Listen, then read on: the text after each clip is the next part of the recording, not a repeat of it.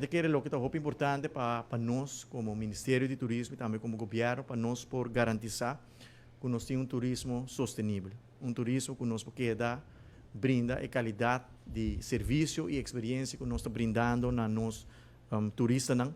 Nós, durante o governo de 2017, nós heredamos quase 18.000 câmaras de construção nova, que vamos ser um lugar de hotel, de condomínio, de apartamento. E essa aqui é a hora de negociar, é tempo já, para a ex-ministra de infraestrutura, a reduzir. Essa aqui tem suma de 1.500 câmaras, que nós temos que percorrer para ter bom balanço de desenvolvimento, que não por para, não por stop desenvolvimento, pero também tendo em conta para conservar a vida marítima e também a natureza, de maneira para indicar corretamente em várias investigações andando, riba coral, riba mangrove, nós não há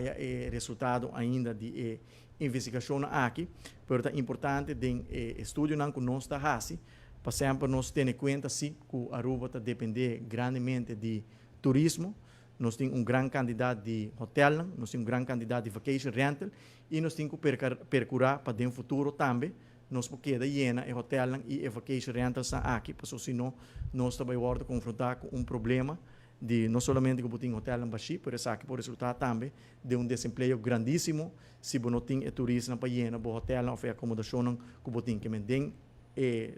Desenvolvimento econômico que nos quer na Aruba, de desenvolvimento de projetos novos, com maneira nós informar em várias ocasiões, o nosso ministério está para seguir com o desenvolvimento, pero outro tipo de desenvolvimento, desenvolvimento que está enfocado em boutique hotels, hotel roupa chiquito, de entre 20 e 50 câmaras, hotel de outro tipo de qualidade, 5 stars resort, pero não hotel grande, mas maneira sempre nos acostumbrar com a última década, para simplesmente não tem terreno mais disponível e não tem espaço mais para construir hotel grande mais. Então, desde que nós estamos dentro do governo em 2017, essa é a maneira que nós estamos ribando, é decidir promover o desenvolvimento de boutique hotel e nós também demonstrar que tem o desenvolvimento de Port City, nós também fazemos de uma maneira diferente, distinto, com não hotel grande mais, sino hotel chiquito, com companhia de construção local, pode trabalhar, esse não está viva na Aruba, que tem na Aruba também pode trabalhar, como não tem mestre de importar nenhum labor force ou workforce de afora.